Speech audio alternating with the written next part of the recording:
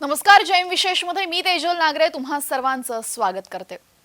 भाजपाला सोडचिठ्ठी दिल्यानंतर माजी केंद्रीय मंत्री सूर्यकांता पाटील यांनी शरद पवार यांच्या उपस्थितीमध्ये मंगळवारी राष्ट्रपामध्ये प्रवेश केला. 2014 साली राष्ट्रवादीतून त्या बाहेर पडल्या आणि भाजपाचं कमळ त्यांनी हाती घेतलं होतं. त्यानंतर 10 वर्षांनंतर त्यांनी घरवापसी केली. काय सूर्यकांता पाटील यांनी भाजपा सोडलं आणि त्यामुळे राष्ट्रपामध्ये त्यांचं भविष्य नक्की काय असेल आणि भाजपाला याचा नक्की फटका बसेल का, पाहूयात आजच्या जैम विशेषमध्ये.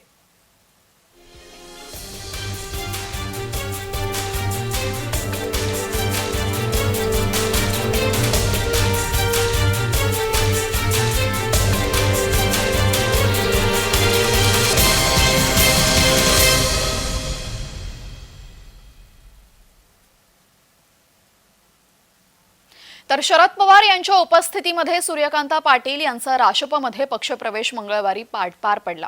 सूर्यकांता पाटील यांनी भाजपाला सोडचिठ्ठी दिली. 10 वर्षांनंतर सूर्यकांता पाटील यांची घरवापसी झालेली आहे. दरम्यान सूर्यकांता पाटील यांना राष्ट्रपामध्ये नक्की भविष्य आहे का, याचा वेध आपण आजच्या जैम विशेषमध्ये घेणार आहोत. मात्र त्याआधी सूर्यकांता पाटील यांची आतापर्यंतची राजकीय कारकीर्द कशी होती, आधी त्या कोणत्या पक्षात होता, त्यानंतर त्या भाजपामध्ये का आल्या आणि त्यानंतर काय घडलं, हे सर्व आपण थोडक्यात जाणून घेऊयात.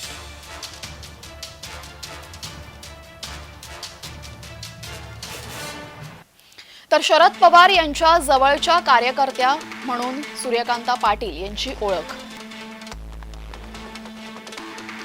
नांदेड नगरपालिकेमध्ये नगरसेवक म्हणून त्यांनी त्यांच्या कामाची सुरुवात केली. 1980 मध्ये हदगाव मतदारसंघातून निवडून येत त्यांचा विधानसभेमध्ये प्रवेश झाला. 1986 मध्ये काँग्रेसकडून त्यांना राज्यसभेवर जाण्यासाठी संधी मिळाली. 1991, 1998 आणि 2004 अशा 3 वेळा त्यांना लोकसभेत बहुमत मिळालं आणि त्यांना लोकसभेत जाण्याची संधी मिळाली. केंद्रीय ग्रामीण विकास राज्यमंत्री या पदाची धुरा त्यांनी सांभाळली.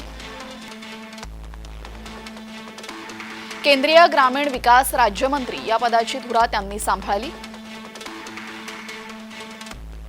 लोकसभा 2009 मध्ये हिंगोली मतदारसंघातून त्यांचा पराभव झाला. विधान परिषदेवर वर्णी लागेल अशी अपेक्षा त्यांना होती, मात्र त्यांना संधी मिळाली नाही.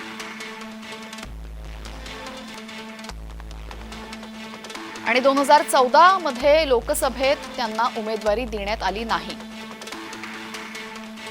आणि त्यामुळेच नाराज असलेल्या सूर्यकांता पाटील यांनी राष्ट्रवादी काँग्रेसपासून दूर जाण्याचा निर्णय घेतला. 2014 मध्येच त्यांनी भारतीय जनता पार्टीमध्ये प्रवेश केला. भाजपाकडून हदगाव विधानसभा संयोजक पदाची जबाबदारी त्यांना देण्यात आली. मात्र यापेक्षा काहीच जास्त भाजपाकडून त्यांना देण्यात आलं नाही. भाजपाकडून अनेक अपेक्षा त्यांच्या होत्या, मात्र त्या पूर्ण झाल्या नाहीत. तर जुन्या पक्षात पुन्हा प्रवेश करत असताना सूर्यकांता पाटील काहीशा भावूक झाल्याचं पाहायला मिळालं. रागामुळे पक्षातून बाहेर पडले होते, मात्र भाजपामध्ये जाऊन गेल्या 10 वर्षामध्ये काहीही केलं नाही, फक्त घरात बसून होते असं त्या म्हणाल्या. कधीच कोणाला मत देण्याचं आवाहनही म्हणजेच प्रचारही त्यांनी केला नाही. दरम्यान वाट चुकलेल्या कोकराला तुम्ही पुन्हा जवळ घेतलंय, आता आदेश द्या, असं भावनिक आवाहन त्यांनी शरद पवारांना उद्देशून केलेले पाहूयात. मी 10 वर्ष आपल्यापासून दूर होते, पण मी तिथे जाऊन काहीच केलं नाही. साहेबांना माहीत आहे सगळं. मी घराच्या बाहेरही पडले नाही. मी कधी कुणाला मतं द्या म्हणून सुद्धा आवेदन केलं नाही, वेदन केलं नाही किंवा कोणाला भेटले नाही. मी माझी सजा 10 वर्षाची, खरं तर 12 वर्ष असायला पाहिजे होती. वनवास 12 वर्षाचा असतो. पण कदाचित कालांतराने कलियुगामध्ये 2 वर्ष कमी झाले असतील. माझा मी स्वतःला करून घेतलेला तो कारावास मी स्वतः संपवला आणि साहेबांच्याकडे परत आले. काम माझ्यासाठी लहान मोठं बिनमहत्त्वाचं नाही. महत्त्वाची कामं असतील, बिनमहत्त्वाची सुद्धा कामं आपण मला सांगावीत. आपण आपल्या आशीर्वादाचा हात माझ्यावर, माझ्या परिवारावर, माझ्या विभागावर ठेवावा एवढीच विनंती करून पुन्हा एकदा जयंतराव आपले आणि साहेबांचे मी आभार मानते. वाट चुकलेल्या कोकराला तुम्ही जवळ घेतलं त्याबद्दल मी आपले आभारी आहे. धन्यवाद. तर सूर्यकांता पाटील या राष्ट्रपात गेल्यामुळे बदललेली राजकीय गणितं, नांदेडमधली राजकीय गणितं या संदर्भात आमचे प्रतिनिधी प्रवीण खंदारे यांनी घेतलेला आढावा आपण पाहूयात. माजी केंद्रीय मंत्री सूर्यकांता पाटील यांनी नुकताच भाजपला शेवटचा जय श्रीराम केला होता आणि आता आज त्यांनी राष्ट्रवादी पक्षामध्ये शरद पवार यांच्या गटामध्ये प्रवेश केला आहे. मागील बराच काळ ते राष्ट्रवादीमध्ये त्यांनी कार्यकाळ केलेला आहे.